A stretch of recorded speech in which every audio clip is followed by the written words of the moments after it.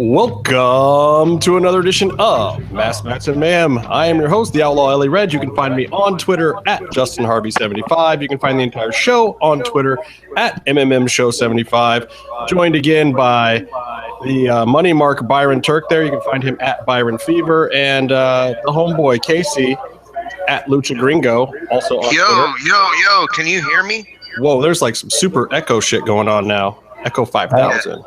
I hear a pile of garbage. Is that an audio problem or is that Casey? That's your own fucking voice blowing back in your face, bitch. What I'm doing right now is I'm watching the latest NXT. I've already seen myself on it, which is pretty cool. Always. Ono, Cassius Ono, and Aleister Black is about to start. And I got to tell you, this match was awesome to watch live. I might be distracted. You're such a mark for yourself.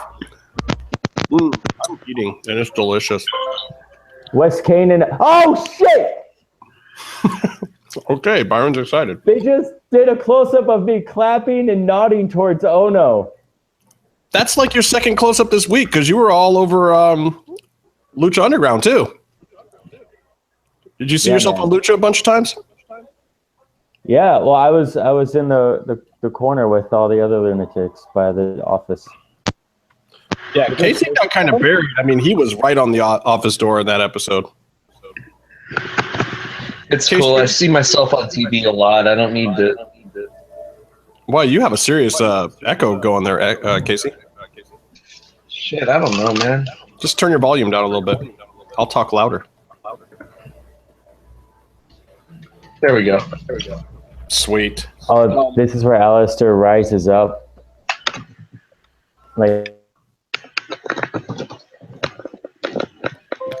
Listen, Mr. Mark, for yourself. Can we talk about Lucha Underground? Or are you just going to talk about NXT the whole time? Commentary. Just one match. Christ. Well, let's talk about Lucha Underground for a minute, because this was the all Marty is a stalker episode, which I kind of like Marty the Creeper. They're taking it to a whole other level. I'd say it was my favorite Lucha Underground episode since the hiatus. Really? I think I like last week's a little bit better, mostly because of the Pentagon-ness, but... Sucks Byron's not a real Pentagon fan. I love Pentagon, but what I mean by it was my favorite is that that it's not like any other wrestling show. It's a TV show that has wrestling. They had a lot of character and story development, and they were extended scenes. They weren't like, here's a quick snippet, and they had really solid transitions from one scene or one bit to the next bit. They had really awesome visuals, great lighting, like the Rabbit Tribe thing with Masquerita was awesome. Like, they really showcased what Lucha Underground does that other shows. Yeah, and I kind of like these episodes because of it. Like, so far, the Cueto Cup has been great because I feel like we're getting that real feel of Lucha Underground, and like the show is really hitting its stride. So, I mean, some people are like, kind of gotten out of the vibe of Lucha Underground, and I really hope if they're watching these episodes now that they're seeing that full potential again that I think a lot of people were really drawn to towards the end of the first season. I think that this is some of the best stuff that they have. And if you don't like this stuff, then shit, maybe it's not the show for you. But I'm loving these last couple episodes since the Cueto Cup has started. Wow, I give this episode a 0 out of 5, so maybe this isn't the show for me because Pentagon wasn't on this week and didn't win a match. So 0 out of 5. Well, it can't be in every week of a 4-bracket tournament. Yeah. I mean, you got to get, I'm guessing by this, he's not going to be back for another 2 weeks, right? Because you got Group C and D now, right? Well, I hope they're really happy with 3 0 out of 5 episodes in a row then. Yeah, but then, look, at least he won his first round, so he's going to be in the second round of Group A. Yeah. So you got at least a good Pentagon match coming up. You're not waiting endlessly for him to heal in, Vamp's fuck dungeon or whatever was going on. Yeah, but you also, like, his appearance last week wasn't just a quick like jobber match, whatever, first round. You know, like it wasn't a quick win. Like he got to showcase, he got to have fun. Everyone in the crowd, you know, blew up for him. But he got that Dario in the office scene where he got to do some cool stuff, but also like he said something that I don't think was made as big of a deal as it really was. Which is what? He was going to leave Ultima Lucha Tres as the Lucha Underground champion, or he's going to break Dario's bones. Which means he's probably going to break Dario's bones, but either way, I'd be happy. Actually, I don't know. I don't know if I want to see him beat up Jefe. But I mean, so I guess I wanted to win the whole thing then, because I don't want to see him beat up Dario. Yeah, I mean, the last person who was running the temple that he tried to strong arm like that, pardon the pun, because he breaks arms.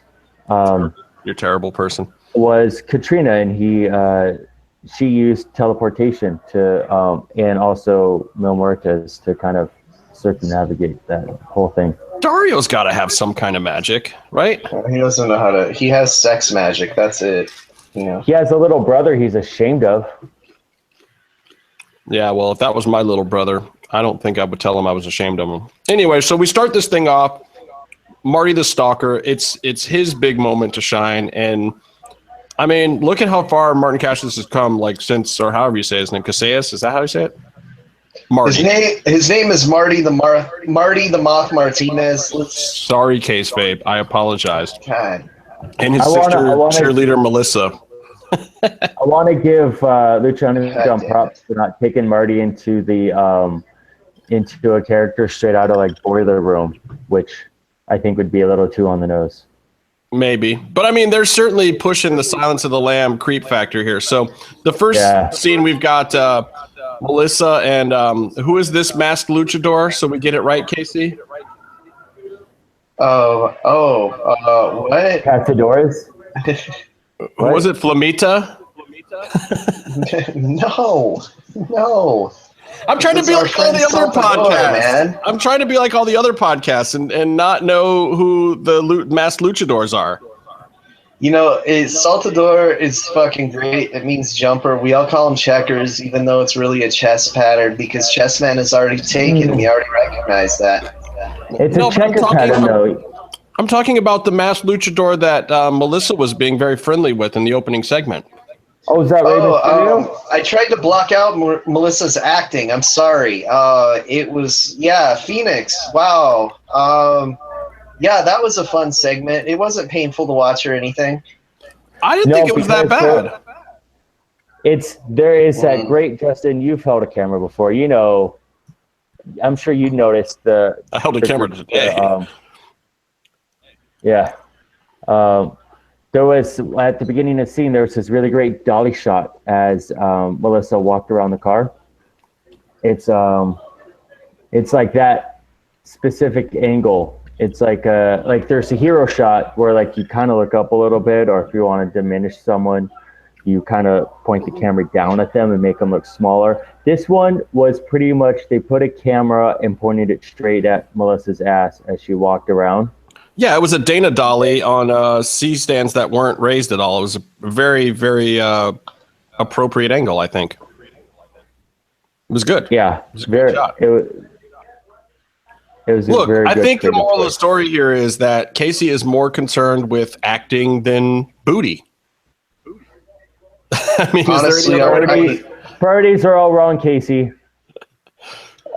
All I know is I watched it in double speed anyway, so I barely know what happened. Phoenix had a sweet car, I think, like he did last season. I don't know if it was the same car. It all happened so fast. It was sweet, and I think it's just setting up that Marty is creeping on Melissa. She's got other priorities. You know, we know that there's some other gentlemen in the temple that she's interested in, and it's certainly not Marty. And, and I'm not trying to be disgusting pig or anything by saying that Melissa is very attractive in those scenes, and they use it to their advantage, and it's working for the storyline. And there's reasons why Marty's creeping on her. I think a lot of other people out there probably creep on her in real life. I think it's probably a very on the nose storyline in a lot of ways.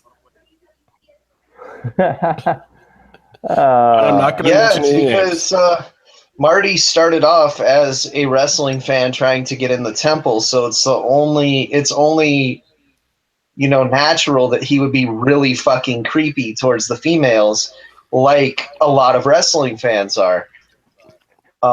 Legit.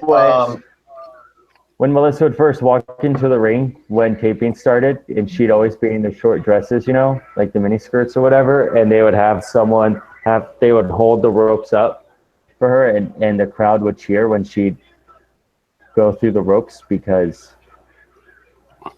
yeah, Lucha Blog is right, by the way. Lucha Blog is totally right. I kind of like listening to us on the podcast too, except now that I have that variable speed app for Google, I listen to I'll watch YouTube podcasts at double speed now because I like listening to us. If I listen to us at all, because I usually am there, so I don't need to later. But for people who have trouble getting through this whole show, try listening to us on speed and a half or double speed on a podcast, or get the variable speed app for your Google Chrome and listen to it faster. I can't listen to keeping it 100 on regular speed, especially when Conan gets really high and they start talking slow. But I love that show. You listen to it on speed and a half or double speed. That show is great. And MMA hours, Jesus Christ, that show's 5 hours long. They're longer than we are. And I like to get that show in. Honestly, though, if you can't get through our show, go fuck yourself. I don't care what speed you listen on. Lucha Blog still gets through the show. He just likes to do it on podcast better, is what he said. He doesn't like watching the video feed. But that's why we still have options. That's why we pay the hosting fees to do an audio version and a video version, a couple $100 each, It's good. I'm sorry we give him weird feelings about how handsome we are, especially with my fucking beautiful picture right here. We don't need Lucha Blog when we have the Cubs fan in our live chat. Shout out to the Cubs fan. I would also say you don't have any excuse to not watch the live feed now that Casey turns his video off. There's really nothing that's repulsive about the show anymore. Well, I mean, not when my camera's on, at least. But the other thing though that is fun, if you are a podcast listener, you got to come check the show out live on YouTube at some point in time, because the chat room is starting to go off every now and then. Byron is usually kind of in there moderating because I have too many apparati going here to do that. But the chat room can be fun too. So stop by the chat room if you watch the show live sometime, if you're one of our podcast listeners. So anyway, moving on, let's get into Vinny Massaro versus Cage. I was very impressed with Vinny in this match. Dude, I was more impressed fucking live. We got kind of muted the thunderous response for Vinny. Well, I think they had to downplay it because, part of the joke of him on the show is that he's a little bit of a jobber. No offense to Vinny. I think that's just part of the character, and it's also part of the appeal. And having the crowd pop as hard as we pop for Vinny sometimes was probably not appropriate.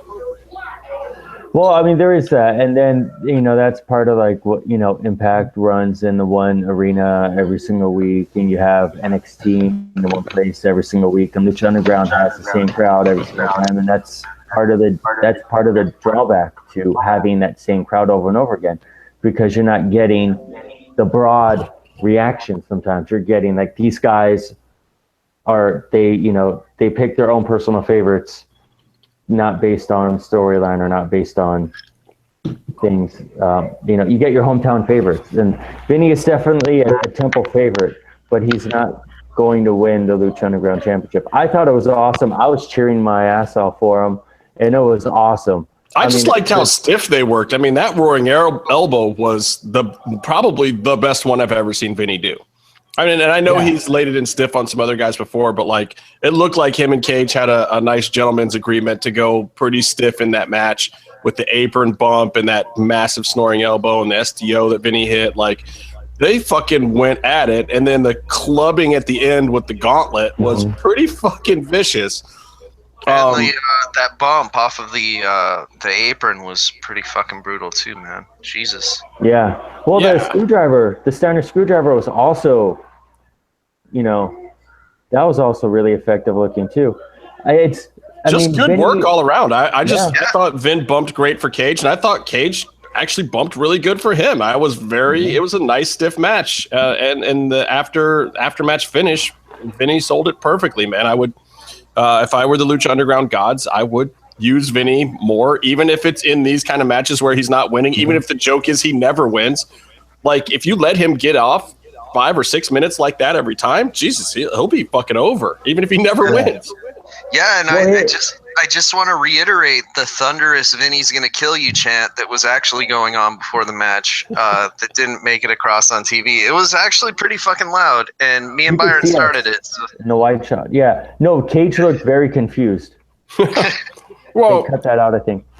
I don't think we knew that this was coming out of a Cage murder scene either. It doesn't exactly make sense for the crowd to be screaming, "Vinny's going to kill you," after last week we see Cage fucking murder Renegade.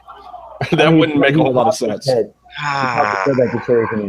But it's one thing that you got to give Vinny props for, and also just the way that the match is put together, is it made Cage look better when Vinny was able to get some offense in. Like, it just made the match better. Because there's no way that Vinny is going to lose. There's almost no way. It should be a competitive match. But Vinny was able to showcase his talent. He was able to do some offense that was unique and interesting throughout an awesome SDO. But I mean, this sets Vinny up maybe for some wins too, because him holding his own like that with Cage was great. Now, I want to bring something up though. Didn't Delgado tell Cage that you're never going to be able to take this off when he put on the gauntlet? Because I'm pretty sure he had it off during the match. Well, you don't want to get disqualified. Well, is he possessed by a god or not? Is the gauntlet like stuck on it? Like, I mean, I get it. Maybe he can't wrestle with the fucking prosthetic. Is Drago's face a mask or not, Justin? It is not a mask. Well, that's not what they said in season 1. So, but we're talking revisionist history from last week? Yeah, hey, look, man, Marvel fucking retcon stuff from like a month ago. It's all right. Like, how about this? The god has not fully taken over Cage. So you're saying he's speaking metaphorically of like, you're not going to be able to take this off, like you're going to want to keep it on? Like, is that what we're saying here? We're speaking in metaphors now? The guy in the limo fucking took it off to give it to Cage, so you can take it off. I'm just trying to figure out what DJ and Roach are doing with this thing. I mean, it feels like a Roach thing. I feel like Vinny should have got the glove and punched him in the dick with the glove, and then he would have advanced in the tournament. That's really all I have to say about it. Yeah, if it's just lying on the ringside, can somebody else just grab the glove and then they're possessed by the god? Vinny? I don't know if you get to be possessed. He could have got possessed, dude. He didn't put it all the way on. He only had it in his hand, you know? Like, he didn't actually put his hand inside of it. You gotta put your hand inside it. You gotta penetrate it. Okay, so here's my other question. The pizza that Vinny could eat if he was possessed by a powerful god? I don't know. The god might get pissed at him getting, like, pizza sauce and cheese and shit all over the glove. Jesus. All right, so, okay, here's my other question about this. Now, original limo guy with the cigar. Is that Dr. Claw, and was he in and out of the glove, and then he got rid of the glove so that he could free himself up? Like, do we think that the limo guy is the same guy the whole time, or are we talking about two different limo guys? I have an idea. I think that they were... God damn it, is that NXT in the background, Byron? It's loud as shit. Is it too loud? Sorry, it's Hero versus... His name is Cassius Ohno. Jesus Christ. And people get a little jacked up for that shit. I think they were talking to the god in a limo, and I think when we talk about limo guy, we're referring to the vessel. A god does not need such things as a cigar. It was clearly Arnold Schwarzenegger, but they couldn't get him to appear. So now there's no limo guy, and we're just waiting, spinning wheels. We're never going to see the limo guy. The gloves have been passed on. It doesn't matter anymore. It might as well have been fucking Sid himself. It might still have to be Okada. Sid. I heard it was Okada. No, Cody Rhodes. Cody Rhodes is tweeting about beer and cigars after his New Japan matches. Limo guy has a cigar. Can I be a dick and say that I don't give a shit about Cody Rhodes? That would be a very Cody big Rhodes. thing to say. Cody Rhodes is the next big thing since he was the last big thing. I like his brother. He's doing his thing. Just let him do his thing. Andre Okay, just so asked me what did Marvel retcon? Fucking everything, dude. God, I don't have all night. okay, so we'll have to do a whole episode on that. So let me ask you about this week's Ray versus Johnny fight style promo with the voice Michael Ciavello, the big kibosh. Yes, no, maybe so. What do you think? I thought it was great. I liked it more than the last one because it showed them in their element more. But I think also I'm getting used to it. I thought it was phenomenal. Well, Ciavello also didn't do as big a read on this, and I thought it was better. And I like it for the big fight feel. And I like the fact that they're just kind of incorporating still, Taya standing there with her camera and some of their, her making her documentary and stuff, kind of cutting it in there like it was somebody on his fight team. And they use some of their footage, which happens all the time now, for real. I liked it. I mean, being an MMA fan that watches a ton of MMA, I thought it was very cool to see Lucha Underground just trying something new, like a new way of presenting a little bit of the show. And the fact that they're not just settling into the storytelling format that they've already developed, and that they're still branching out and trying new things. And that's one of the things that I really liked about it. And I'm a Ciavello fan, so I hear that, and it gives me a big fight feel every time I hear his voice doing a package. Honestly, first I thought they were rerunning the thing from last week that I didn't like. So I skipped it, and then I heard people say it was different, and I felt kind of bad, but I couldn't go back because I was at work and stuff. But yeah, I thought it was the same segment. I'm sorry. I wasn't into it last week. Well, I thought it was pretty good this week. I'm wondering how ready Johnny Mundo is going to be for Ray when he's just beating up Ricky Mandel over and over again. You see that fucking caning or whatever he did to fucking Ricky Mundos? That was great. I popped so hard for that. Casey, that alone is the reason why you should go back and watch it. It's fucking amazing. Well, shit, I still have it on my DVR. I can do that. Dude, Ricky Mundos gets the big kibosh. That's what happened in that segment. Yeah. All right. It was a good Creeper match. Marty versus Saltador. Great match. Of course, Marty did his creepy Melissa thing at the beginning. And Stryker's comment when Saltador came in with the TV MDNA rating was solid. I popped for that. It was a weird match, though. Like Saltador doing all this creeping and sliding in and out of the ropes and stuff. It was a really cool style, but it was so different that I didn't know what to make of it at first. And then the weird looks between Marty and Melissa. But then Saltador, the super kick almost ended Marty's face for all time. Was amazing. That's probably my favorite super kick of the last few months. Though I haven't watched that many Young Bucks matches recently, so. That's funny because every indie match has a billion super kicks. Yeah, but I'm talking good ones. I mean, that one was like, it wasn't overdone. You weren't expecting it. It's not some Saltador spot. It was just like a really good, well-timed, right on the chin, nice slap of the leg. Like the whole thing was pitch perfect, and it looked like it ended Marty's face. And he was slapping his leg to wake it back up, not to make the sound. Right, that's what I meant. Completely. Totally what I meant. Casey's going to kill me if I break kayfabe one more time tonight, I think. No, it's cool, man, because I'm about to break it really bad. No, I'm not. Why? No. Why? There's just something that I think they're doing storyline-wise that is going to piss off a lot of people. And I got to shoot on it a little bit, but I'll talk about it when we get there. Okay, so we're not there yet? So, I don't know. Did we get to creepy Marty picture thing? That's yet, no. Yeah. Yeah, I thought that was cool. We'll get there. So, Paul London, you can lead the Rabbit Tribe to Valhalla segment with Masquerita. Thoughts? Yes. Oh, God. If El Bunny ends up being Mascara Sagrada, everyone's just going to be so mad. Especially when there's like 20 different people that play that wrestler, and I don't even know which one they could get right now. So you think it's going to be Mascara Sagrada? No, I think it's going to be Kevin Cross. I think it's going to be Kevin Cross.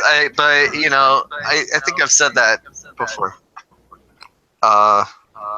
You don't think that Cross is too vicious to be part of the Rabbit Tribe at this point? I just don't see Kevin Cross wearing like bunny ears and hopping around a ring. He doesn't have to, dude. He can just symbolically be the rabbit, you know? Like, there's more than one way to be a rabbit. Like, you can be like hippity hop, or you could. Can you really see Cross doing that? He would be all like, "I'm the fucking bunny. I'm the bunny. Fuck you. I'm the bunny." I could see like 5 blood vessels just pulsating in his forehead as someone tells him, "You need to hop around the ring with bunny ears." They sold a "fuck you, I'm the bunny" shirt. I'd buy it, dude. Like, that's amazing. I don't know. Isn't Cross out in California this weekend? I think he's wrestling in California this weekend. So everybody go to Cross's Facebook and see where he's at. Yeah. That motherfucker is still turning a corner, man. He's just getting meaner and meaner every day. Like, I don't know if it's going to his head or if he's just still that pissed or whatever, but he's like, he's advertising that at whatever match he's wrestling next, he's going to fucking shoot on some shit. So watch him on social media, go to his match and find out what's going on, because it sounds like Kevin is fucking flipped his lid again and he's just shooting on shit all over the place now. Yeah. You know what? People call it being mean. No, it's just doing what needs to be done. This isn't a team fucking sport, man. Well, that's a good point. You know, he's got the kind of wind underneath his wings with AAA now, and I think he's got his solid Lucha Underground contract in place, even though we don't know what the fuck he's doing. But Kevin Cross to Bette Midler, dude. He's going to suplex you so hard. Shut up, man. Don't get me killed. I'm just saying, I think the dude, like, now that he's got a little bit of security and he likes some of the stuff that he's doing, he's just going fucking ham on everything else. I mean, I think he's got a couple of years where he's at right now, so he's just ready to fucking unleash. And if he moves up from there, great. And if not, he'll probably go make some money doing something else, or he'll go to MMA or some shit. Who knows? Let's put it this way.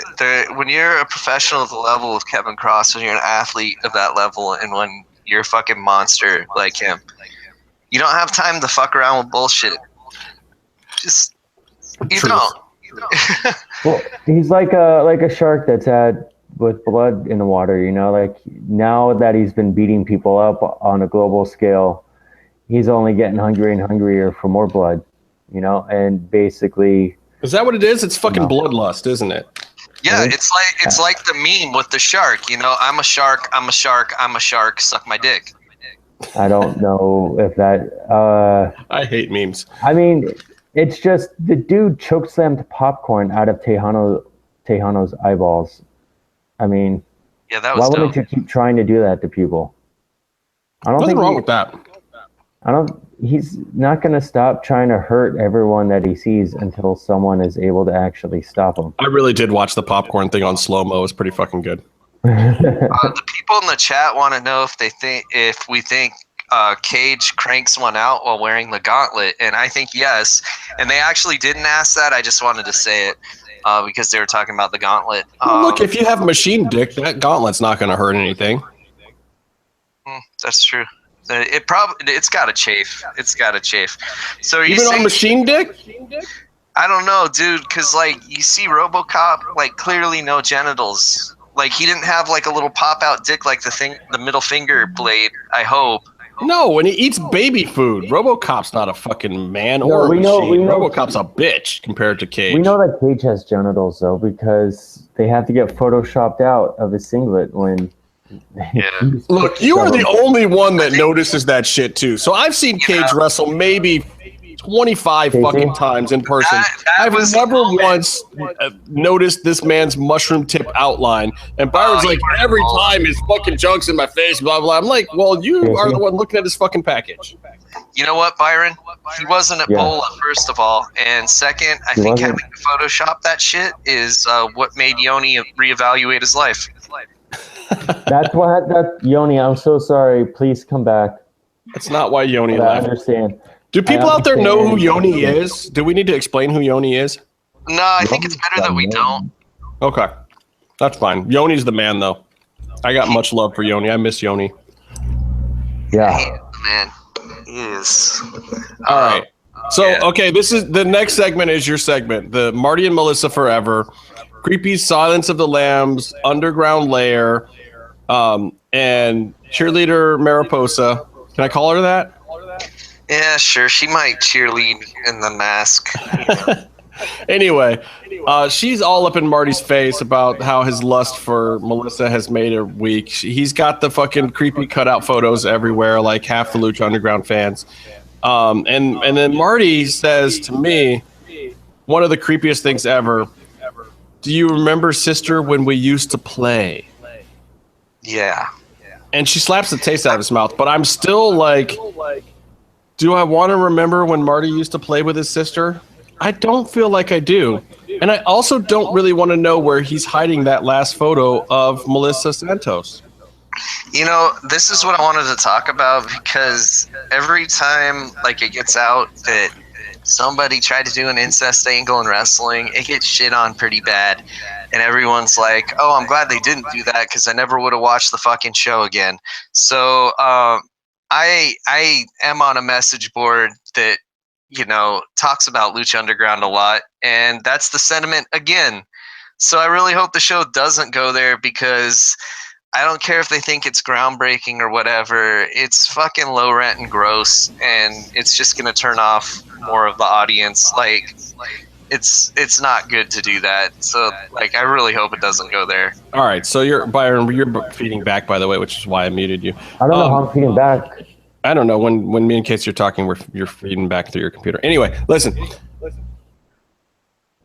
Marty and Melissa. Oh, crackle, crackle, pop, crackle. You got a short in your headphones somewhere, I think.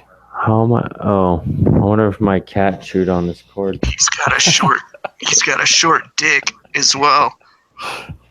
Anyway. So you don't want there to be an incest angle. I have a feeling that the implication of it, there's still an echo coming from your end, Myron. I have a feeling that no matter what, they're not going to completely go there. I think this is the farthest you're going to get from them. Yeah, I hope so, because people are preemptively shitting on it right now. Like, it's not something that you might see on Twitter, but I see it on message boards. And these are people that have been watching from the beginning. I think it's implied, though. I do think they're implying it. I think DJ is implying too. I kind of like. I don't want it to go further than that, though. You know what I mean? I mean, look, we've talked about this before. Clearly, one of the writers is a little bit of a fetishist. I mean, we had the creepy wax burning fuck dungeon thing with Pentagon and Vampiro last season. We had Masquerita shit his pants in the match this week. A little poopy pants. Yeah. I mean, look, and that's okay. I think we're doing adult programming here. I mean, shit, you watched Blood Drive, Jesus Christ.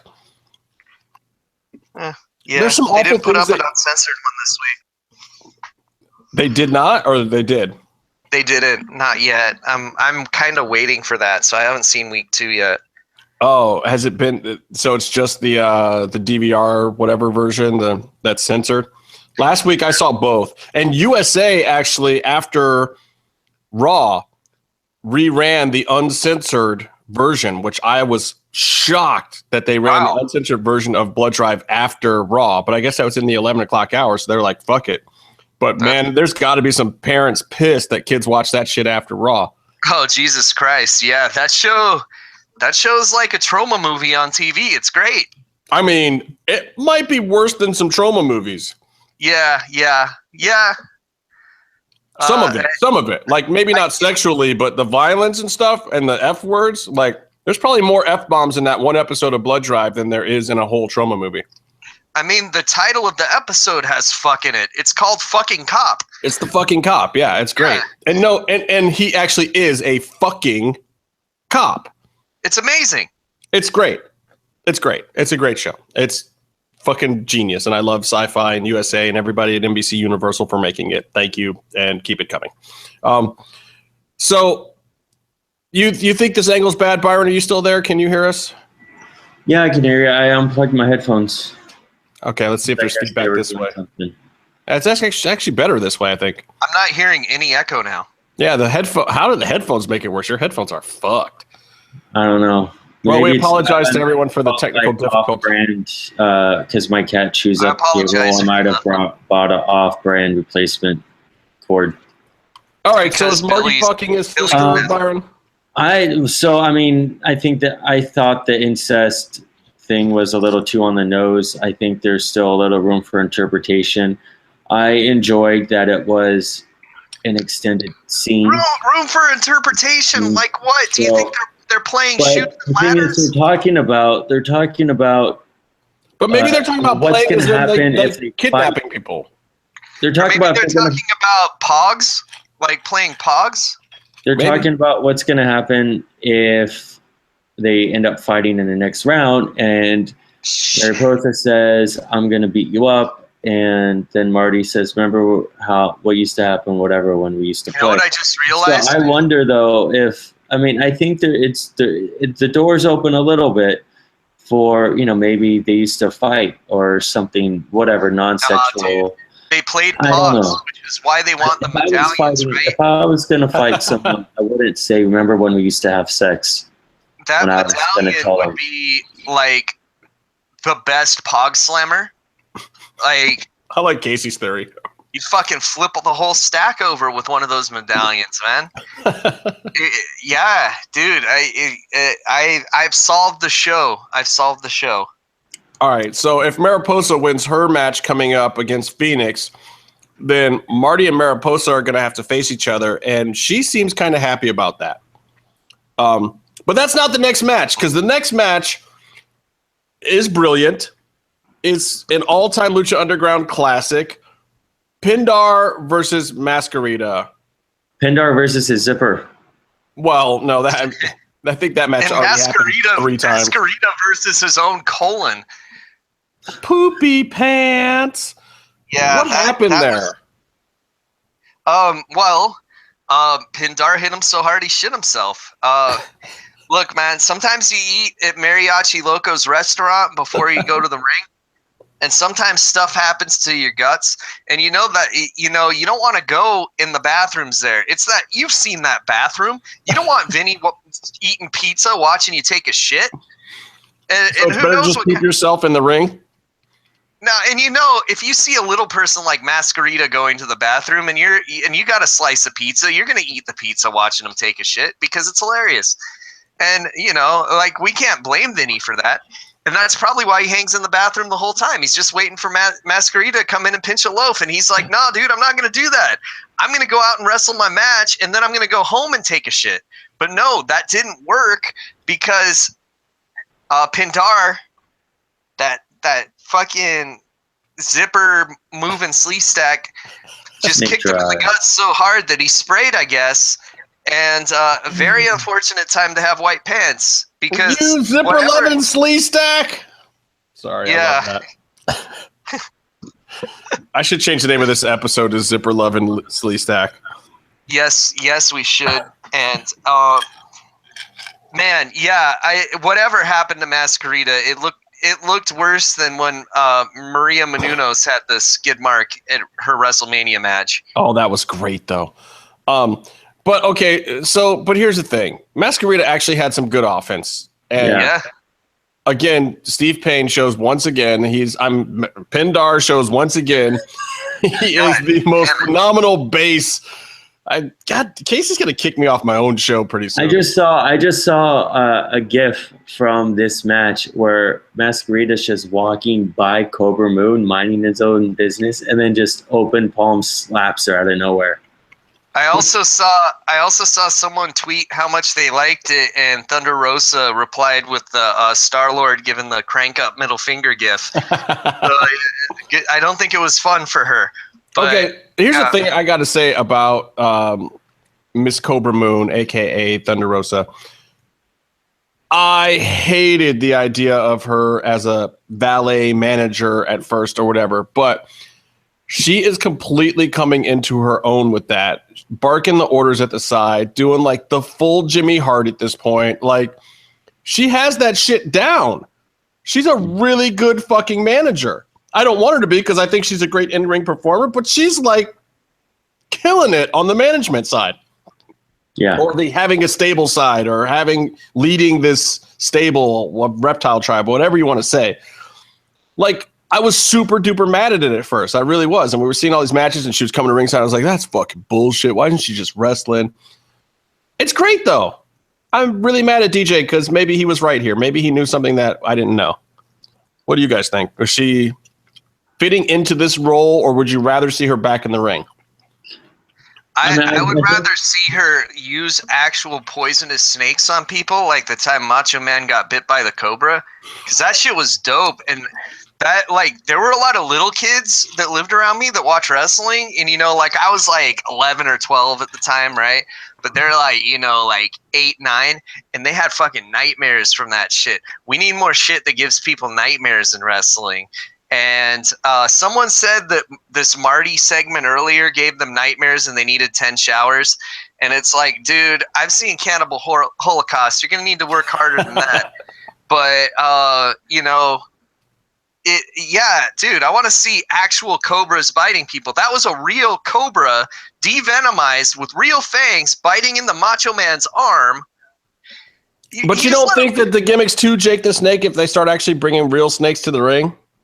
No, I don't. But I also think that a lot. Not that any gimmick is sacred at this point in time. I mean, come on, everybody. Like, it's encouraged for people to steal wrestlers' gimmicks from 10 years ago now. Not even going back in time 20 or 30 years anymore. Like, dudes who are hot in the mid-late 2000s, you're supposed to steal their fucking gimmicks now.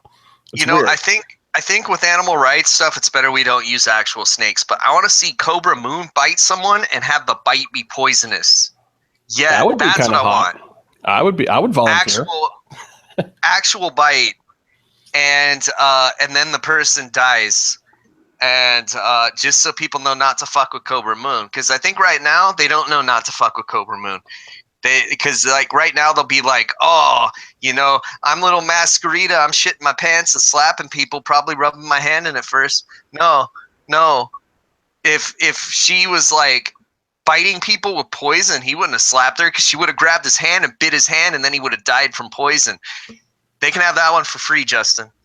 All right, so Cobra Moon character, sexy or not sexy? Because I saw a few comments that said that the character wasn't sexy, and I don't know if I entirely agree with that. Are they saying that because they're scared, though? Like, if they're scared and they're saying that, then it's a good thing, cool. Right? Okay. Right, like...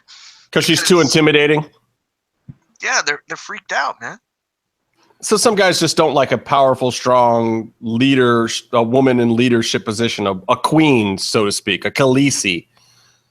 I mean, she's got a dragon, so we have to call her a Khaleesi, right? Maybe they think that it's like Clash of the Titans and that she has like snake parts. Okay, that would not be a turn on. That would definitely be a little bit of a turn off. I'd have to agree with that. Byron, you're a pervert.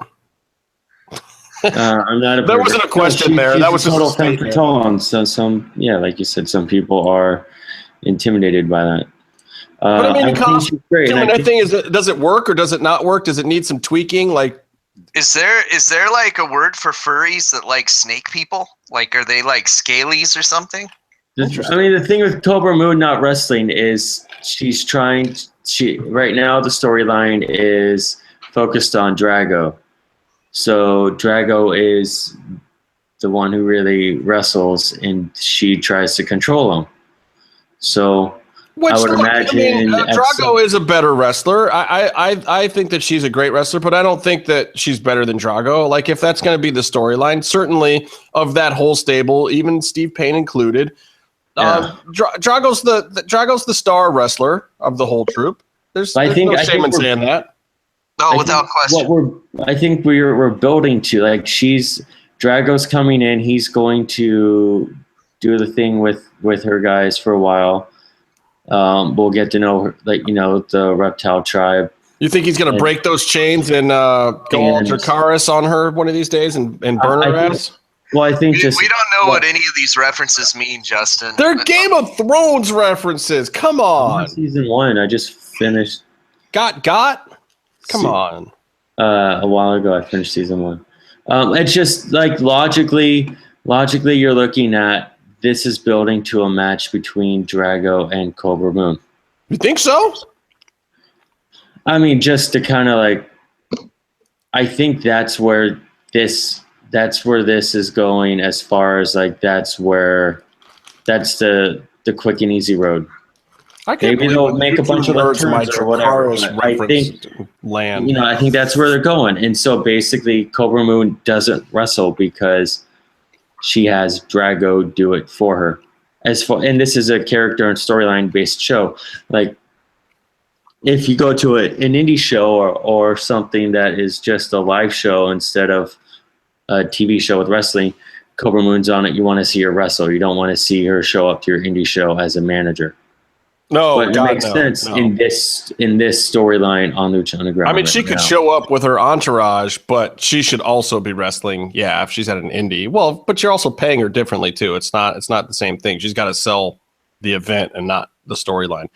All right, Mariposa, Phoenix, Triple Crown champion, former Triple Crown winner, whatever. Phoenix,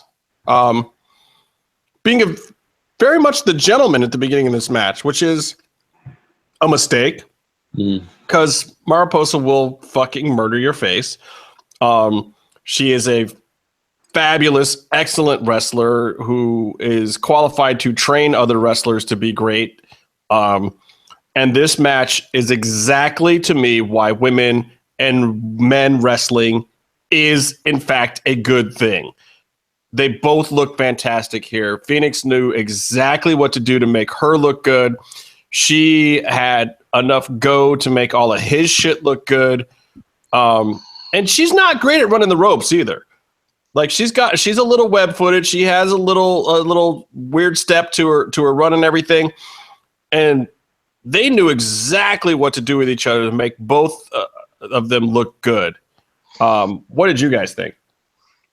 It was a good match. They gave him plenty of time too, which makes me really hopeful for that fucking kill shot Sami Callihan match that's coming up, getting the time that it needs.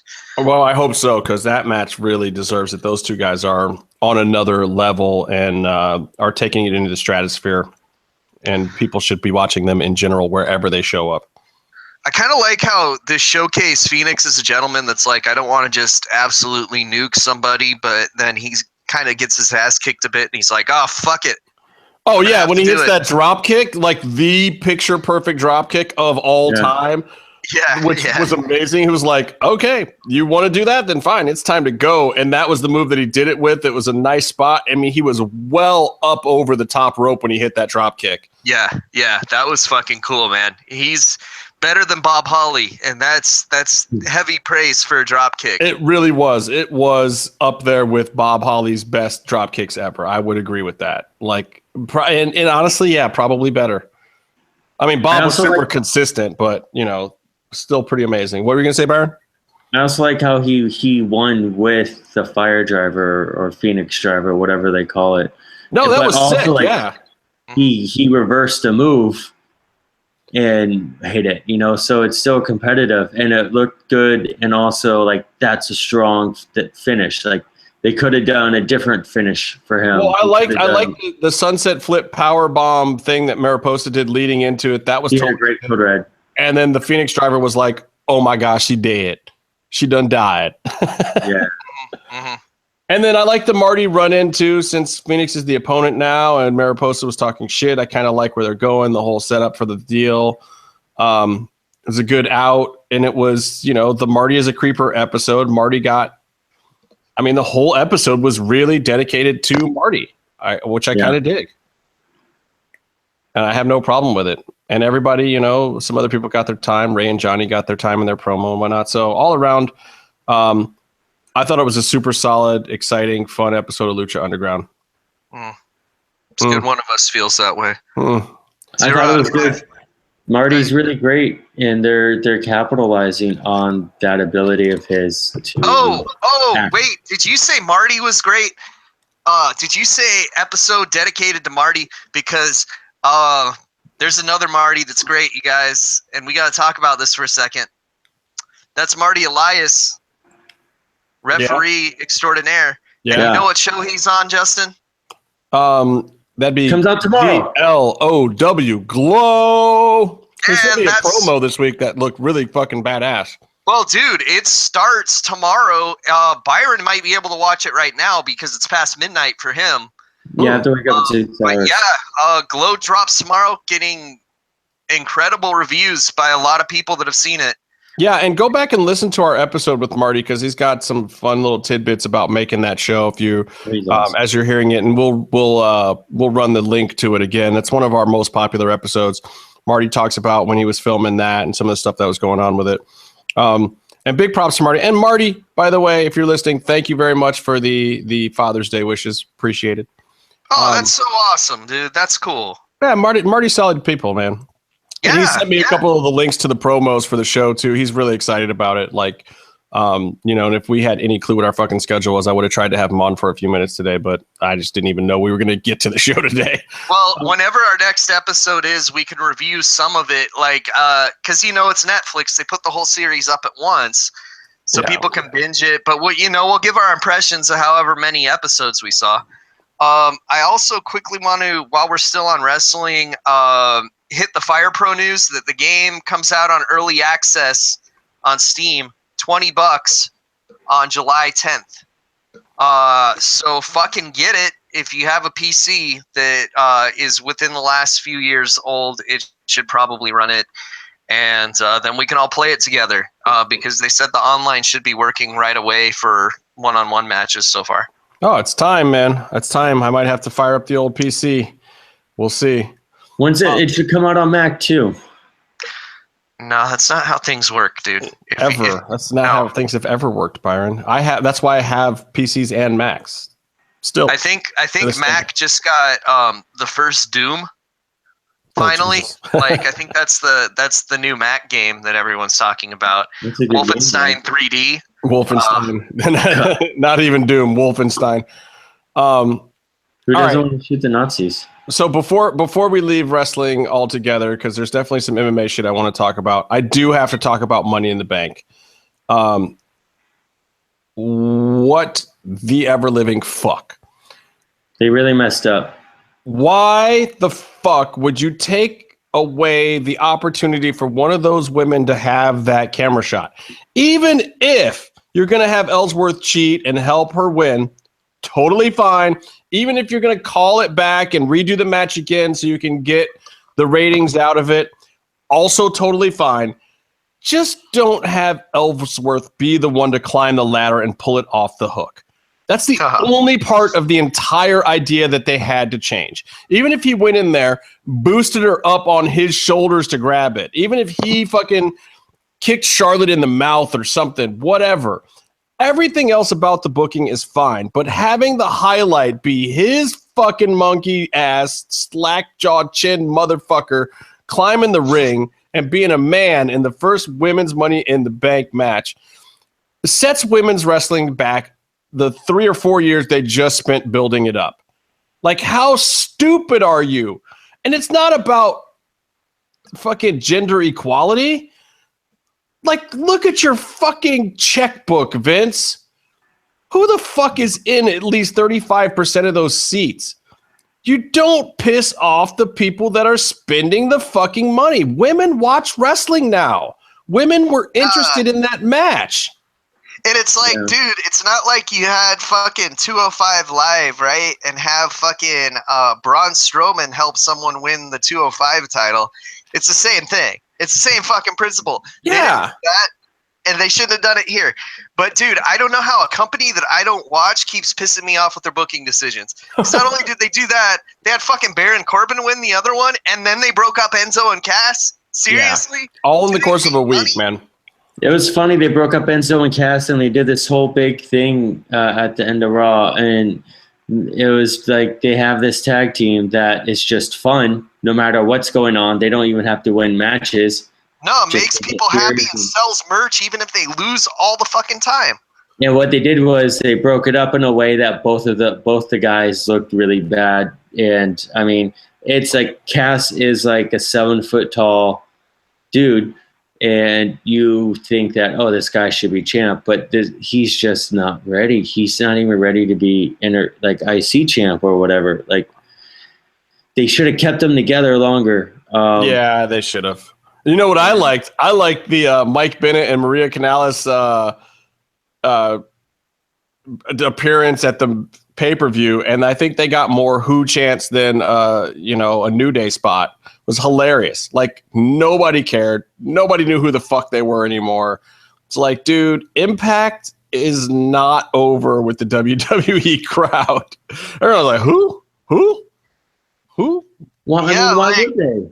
Yeah, it's funny though, because everyone marked out for AJ Styles, but he was in New Japan being awesome. You know what I mean? Like, and honestly, look, Maria and Mike were some of the best regular wrestling shit, I would say, outside of the Weird Hardy shit.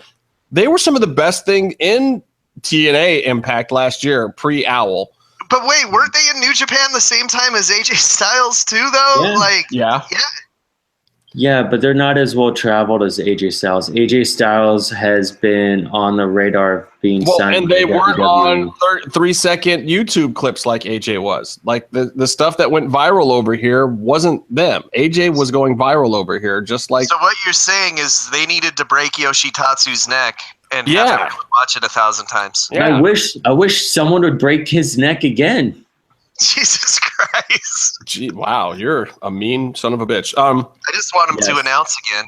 I also, I believe it or not, I liked Lana's debut. I just didn't like the finish of that match because, Carmella, after she won her Money in the Bank, came out and distracted. And it's like, it's stupid to me because Lana should have just had a credible showing. She didn't need the win. All people wanted to do was see that she could actually wrestle. She could run the ropes a little bit, that she knew a little bit of what she was doing. And then Naomi should get a clean win. Like, the champion should not be having a completely credible match and needing a distraction to win against someone who has never wrestled a one-on-one match in the WWE. Like, that shouldn't even be a thing. Like, just make Lana look credible. Like, okay, now we know she can wrestle. Great. She was on pay-per-view. It's awesome. You can tease it all week long. Like, we didn't, the run-in was stupid. I don't know. Orton and Mahal, boo. Decent match, but like, Orton's just got no heat right now.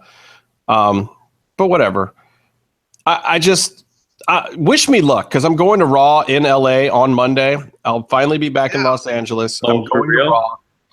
Yeah. See if they'll shoot crowd shots of you like they do at NXT of me. Oh, no. I'm sitting in the premium box level. There's no shots of me. I'm going to relax. They bring food to me.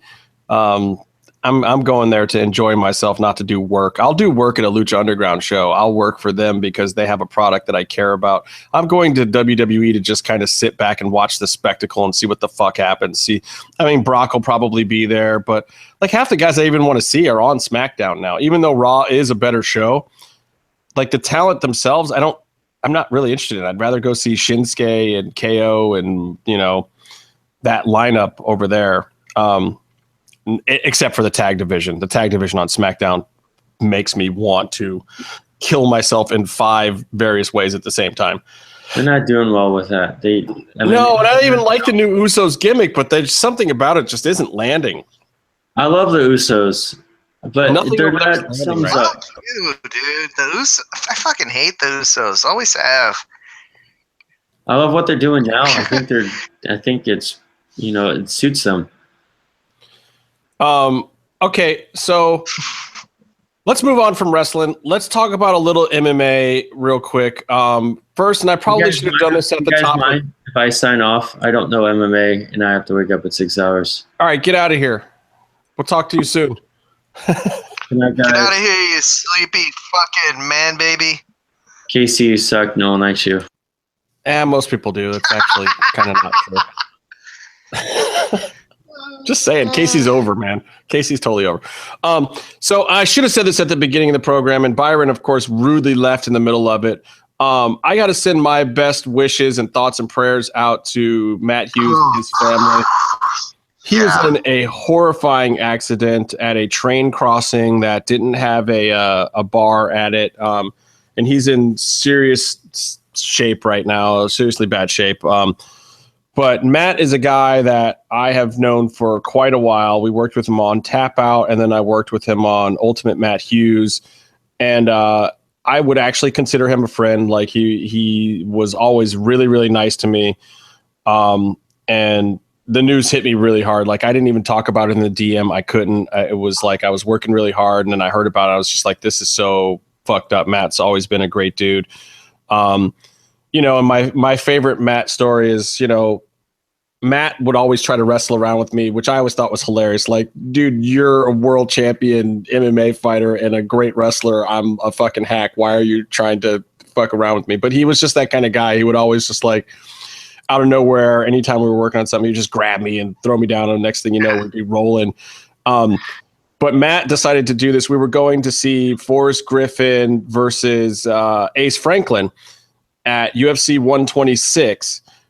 Which was an amazing card, by the way. It was Jon Jones versus Ryan Bader. We saw Anderson Silva do the chin kick on Vitor Belfort.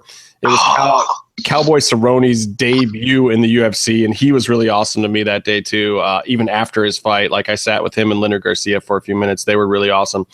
But so this is a huge event. And for me, the day before, we went to the weigh-ins, and I got to meet Anderson Silva and Jon Jones and all these dudes, and it was really fucking awesome.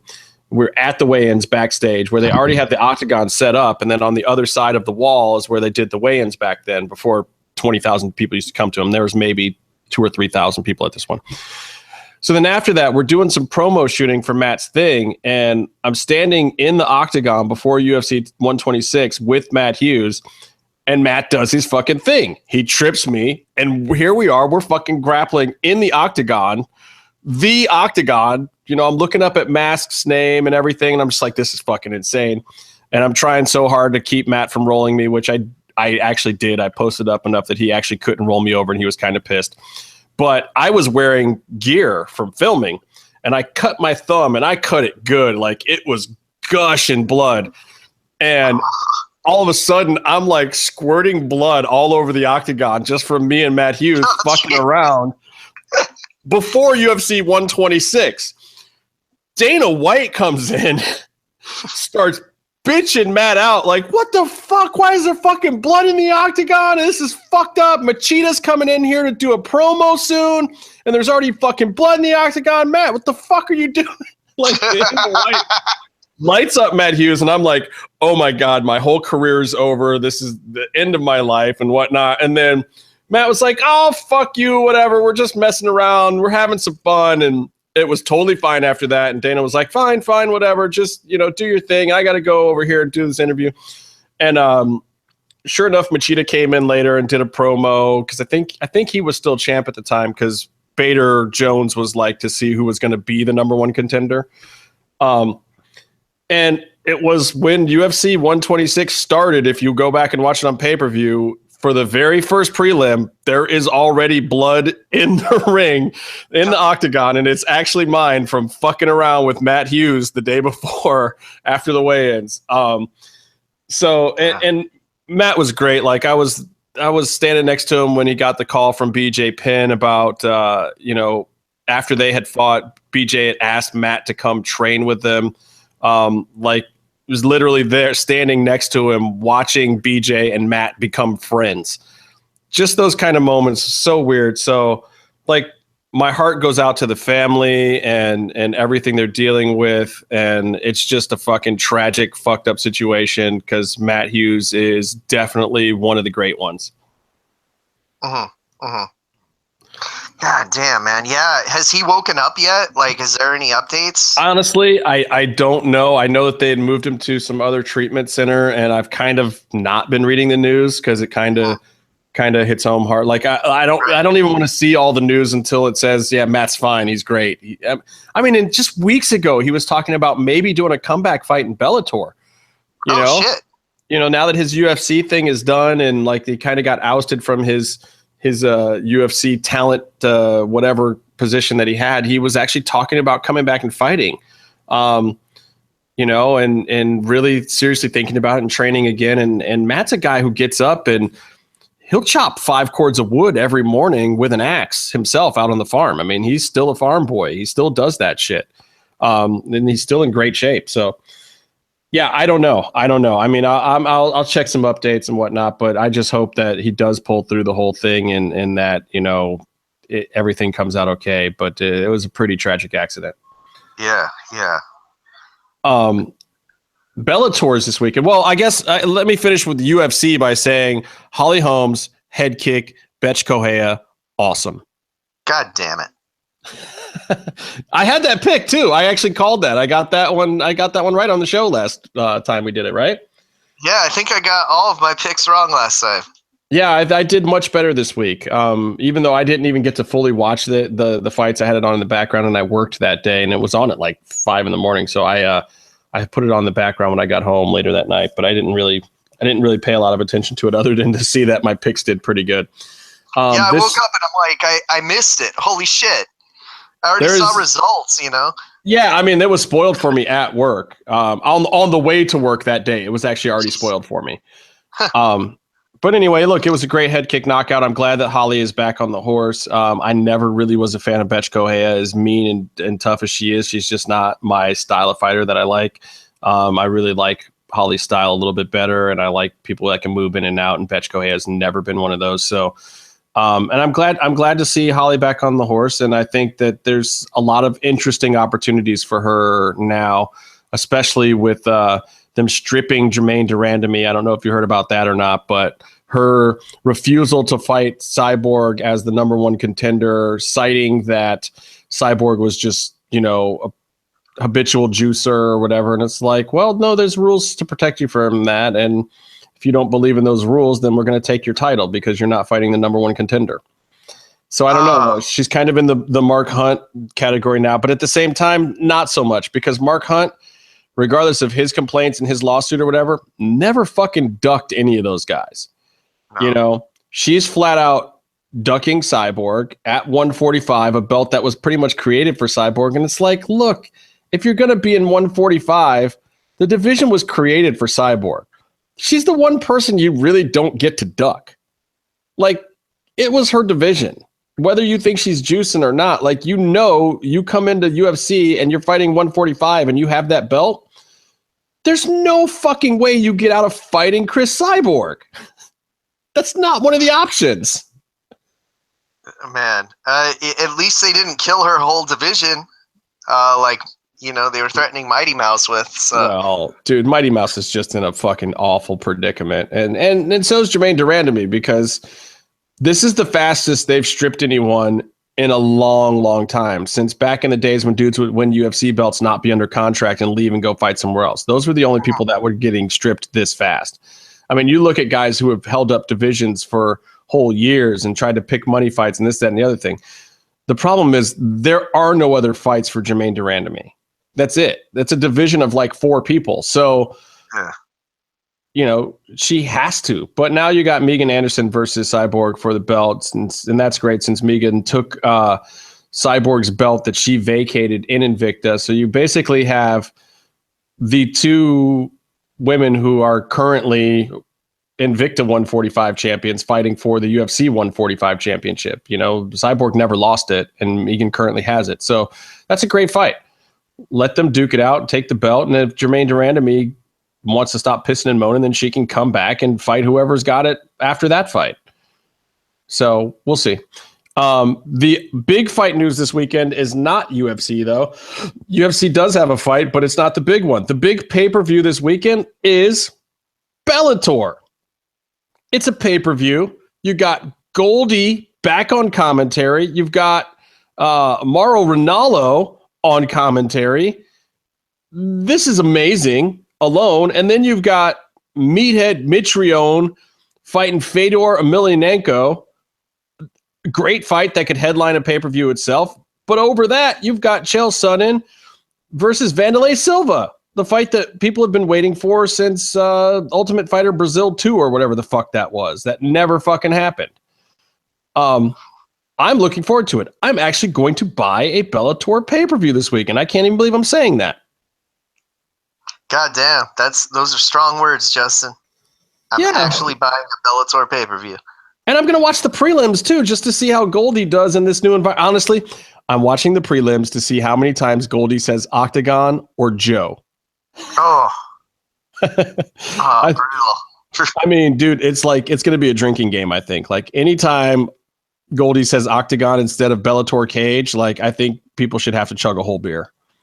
It's like that time Mean Gene said, "Welcome back to Monday Night Raw" instead of "Welcome back to Monday Nitro." Yeah, exactly. I mean, do you know how hard that's going to be for Goldie at this point? How long did he say that shit? 15 years or something? Yeah.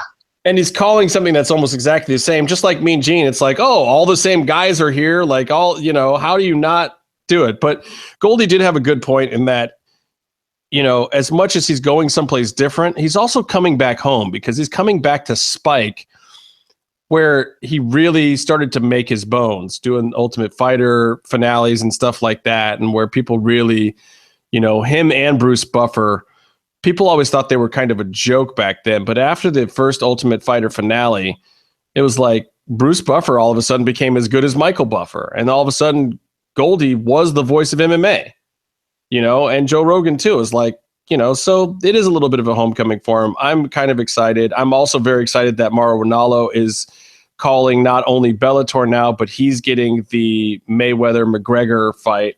That's amazing. Really happy for those guys. Now, if we can just find a home for Chevello, everything will be great. And John Gooden, who's my other, he's on the British announce team, but he's getting more UFC calls too. He's a fucking great announcer. I don't know, Justin.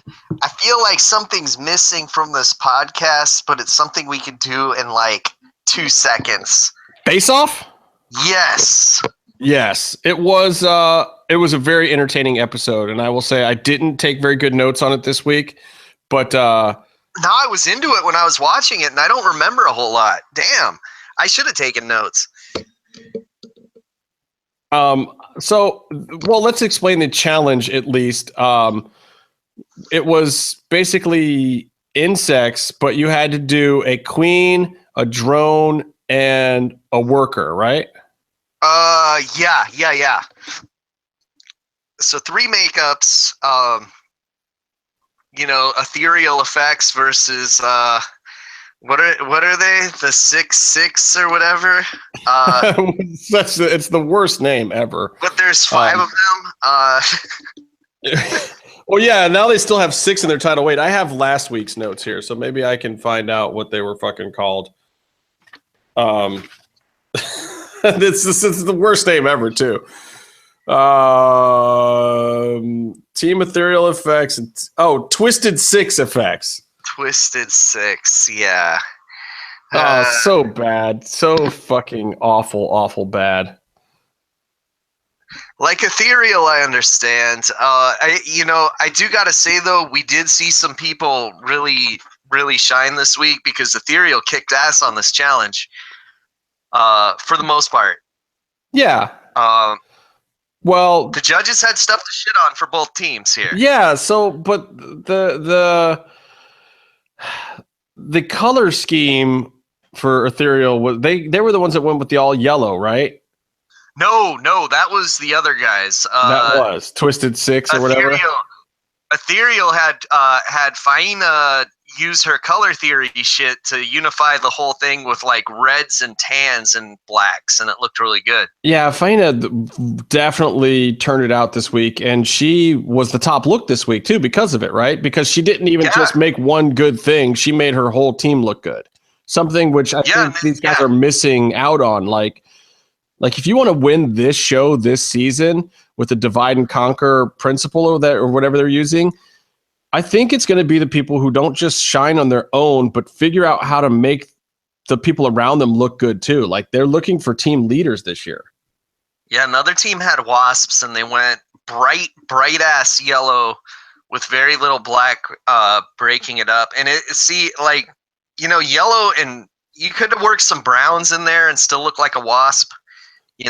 Right, but now hold on. Their team was also the one though that was Susan and Nelson did the fucking the drag queen bee, right? Yeah, that was the fuck up that they didn't feminize it. They took the biggest buffest dude and made him the queen bee without giving any kind of femininity to it. And the only thing that saved them was Faina making the makeup tie into the other one, so at least looked like part of the team. Oh no, wait, that was Ethereal. Yeah, they did that. The other team just put out a bunch of lopsided yellow ass shit. Like yes. Yeah, I think the wrong person went home this week, Justin. Well, because Al went home, right? Yeah, and I thought that Jill should have gone home because she was the 4-person, and she was weak sauce, man. She was super weak sauce. I mean, she's soft-spoken in general, but she, like, to the point where she's saying that, I think I'm the one that's going to be going home because I didn't really lead this team well. Like, she knew. Yeah. And, and we said last week to watch out for Al because he's got some years in. Like, he might not be as good with some of these youngsters, but Al had a lot of experience. Like, he knew what he was doing, and given his execution this week wasn't great, but I don't know that he deserved to go home. You know, when he talked about what he worked on before, being like Men in Black is one that like comes to mind right away. I thought he would have done a lot better this week, especially with all the bug-looking aliens in that movie. Yeah, but maybe the problem with Al was kind of what I was saying too, is that like he's one of those makeup artists that's probably good as being a cog in a wheel, but he's not really there to do it himself. Right. So, and I think last week's also hurt him for this week. I think they just weren't seeing that team leadership ability that they were expecting from a veteran like Al. And they were just like, let's just get him out of here now. Mm-hmm. He's not the visionary. He's just kind of a cog in the wheel. So bye-bye, old Al. See you next time. You won't be on Face Off All-Stars anytime soon with a 2-episode showing. Man, yeah, and he didn't have much to show for his time on TV either. He had an egg and a puppet, and that's it. Yeah, it's pretty much it.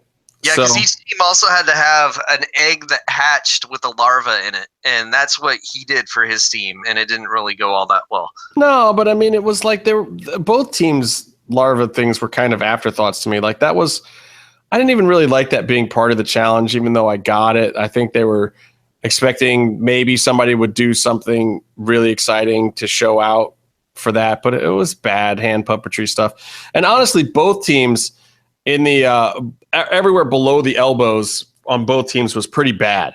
Like you're just slapping gloves on. They barely had a chance to finish their armors. I mean, a lot of people were spending way too much time on their faces.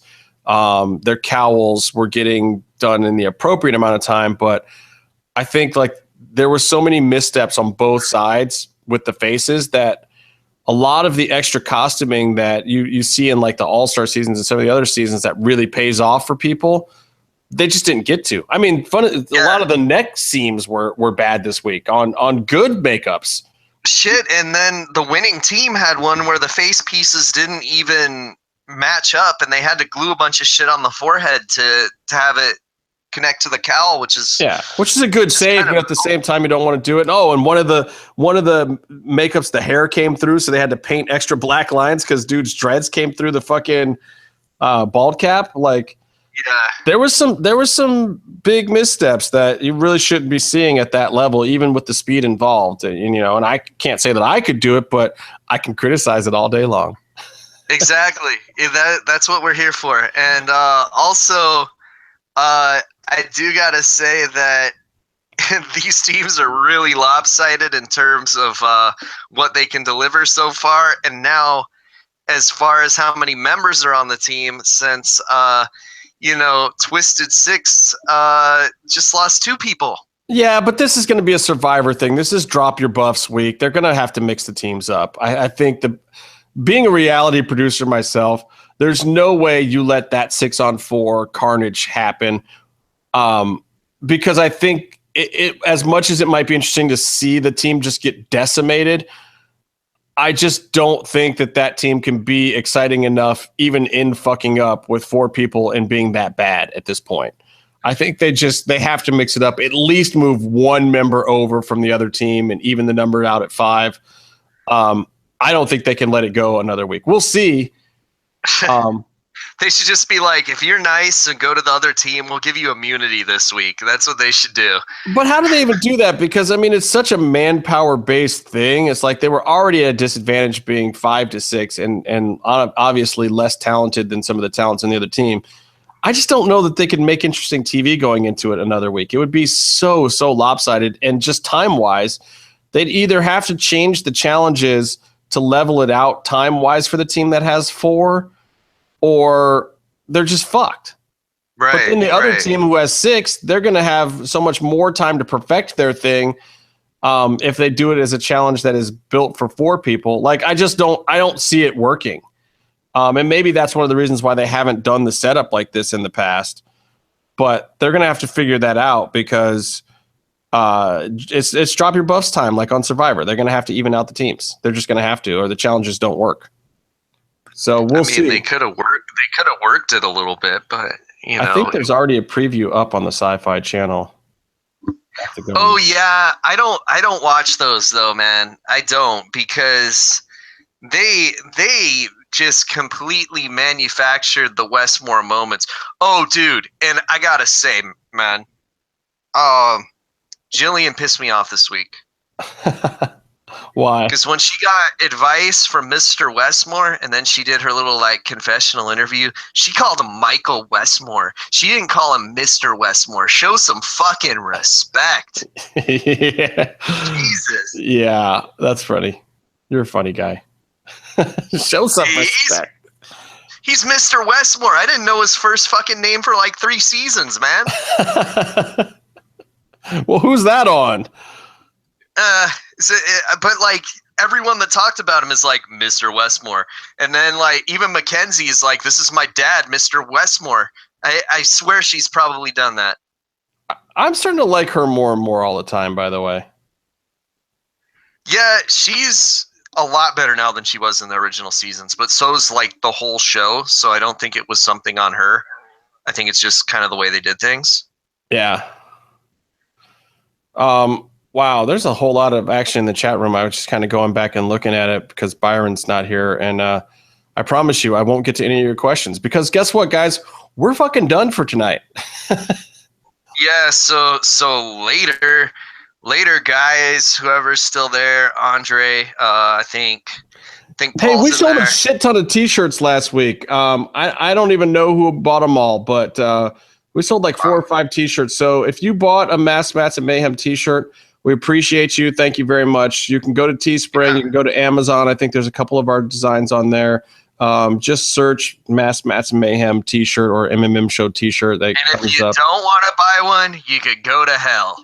But thank you for everyone who bought a shirt last week. You are definitely keeping us on the air. We don't put any of that money in our pockets. We put it right into hosting fees. And if we build up enough money, maybe we could pay somebody an appearance fee to get a cool guest on here. Because we haven't paid a single one yet, even though Famous B still thinks we're going to pay him. It's not going to happen. We don't have the money. I mean, unless Byron wants to pay him. He's the fucking money mark. It ain't me. But, hey, we got him over a little bit. There was a lot of people that listened to that episode. Though, officially, I think the Thunder Rosa episode is now bigger than the EVW Dropping Real Lucha News episode. I think it finally eclipsed that episode. I want to personally thank Thunder Rosa for making the episode that I'm not on the highest rated episode of the show. Oh shit, you're not even on that one? You're not on our highest rated episode, Case? How the fuck did that happen? I wasn't home that day. I was at work or something. You guys filmed it on a weird day. Well, yeah, the crazy thing about that episode is we actually did 2 that week, and it only had 1 day run before we ran another episode that I believe also had an interview. And I was on that episode. Yeah. Yeah. Wasn't that Marty? I mean, that was our biggest week ever where we had 2 back-to-back days with episodes with guests, and they were both like, a lot of hits. But whatever. We can't have guests all the time, but I've got a couple more in the works, and after I get back to LA, maybe once we're on a regular schedule or I can accommodate some other people's schedules, I'll do that because man, I've been working 13, 14-hour days finishing up this show for Discovery Channel, and it's going to be awesome. Saw some footage. Everyone's liking it. Can't wait for you guys to see it. It's going to be interesting things. I think it's going to be one of the best-looking shows on Discovery Motor Mondays in a long time. I think we've done an outstanding job of that, and the main talent on this show, this guy, Nate, I think people are going to be impressed with him. He's like Aaron Kaufman, from Fast and Loud, except better. And I'm not afraid to say that because Aaron Kaufman's really good. What's that? Is he better than Lloyd? Is he better than Lloyd Kaufman? No, not at all. He's better than a lot. He's better than most guys out there, and he's really natural, and he really loves what he's doing, and it really just helps sell it. Like I'm sure Byron can tell you, like having good talent for a show makes all the difference, and then having the camera department that we have, like Byron has to shoot half his show himself, so of course it looks like shit. I, however, have some of the best cam ops that I've worked with in a long time, and a great producing staff, and I'm getting lucky. So, and I'll be out of here in a couple days, which means I'll be back in LA. And we'll do some more MMM show at some regular times. So I'm out of here for the Lucha Gringo, for at Byron Fever, who you can find on Venmo and send him money to be our money mark. I'm the Outlaw LA Red, and until next time, stay calm and stay in the mix.